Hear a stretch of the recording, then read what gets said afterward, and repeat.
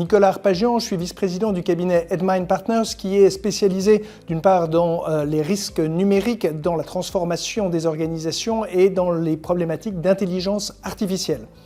Il s'avère que j'enseigne à l'École nationale supérieure de la police, notamment sur les problématiques de cybersécurité. Comment est-ce qu'on fait en sorte de protéger les données, les organisations, les systèmes qui s'appuient sur le numérique pour produire, commercer, fonctionner. Et c'est dans le prolongement de ces travaux qu'on est amené à concevoir les éléments qui permettent de sécuriser les dispositifs d'intelligence artificielle, mais également de manière à voir comment cette IA peut être utilisée à des fins malveillantes. C'est en comprenant la menace qu'on sera en mesure de préparer des dispositifs de protection, de sécurisation des environnements numérisés. La cybersécurité, c'est en fait intervenir sur 3 dimensions de l'espace numérique. D'une part, assurer l'intégrité des systèmes, voir qu'ils n'ont pas été modifiés, altérés, assurer la disponibilité des équipements, faire en sorte que dès lors qu'on va les solliciter, ils puissent répondre aux demandes qui sont prévues par les concepteurs. Et enfin, dans un certain nombre de cas, la confidentialité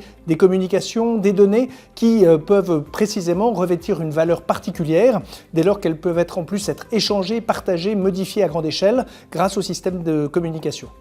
L'intérêt, lorsque l'on va parler de cybersécurité dans un environnement propre à l'intelligence artificielle, c'est d'une part d'avoir une claire vision du panorama des menaces possibles. C'est en ayant une claire conscience des problèmes et des éventuels points de faiblesse des systèmes d'intelligence artificielle qu'on va pouvoir intégrer justement leur prévention, leur protection, et surtout ça développera cet esprit critique qui permet précisément d'améliorer en continu les dispositifs d'innovation, faire en sorte justement qu'il n'y ait pas qu'une consommation passive d'une technologie, mais bien la prendre dans toute sa plénitude pour faire en sorte précisément que les menaces qui pourraient survenir soient caractérisées, identifiées, détectées dans les meilleures conditions pour limiter leur impact. La cybersécurité est une combinaison de 3 facteurs, la technologie, le droit et l'économie, c'est-à-dire voir comment est-ce qu'un certain nombre d'acteurs économiques sont amenés à prendre des décisions, à développer des modèles d'affaires. Et donc il est important d'avoir des illustrations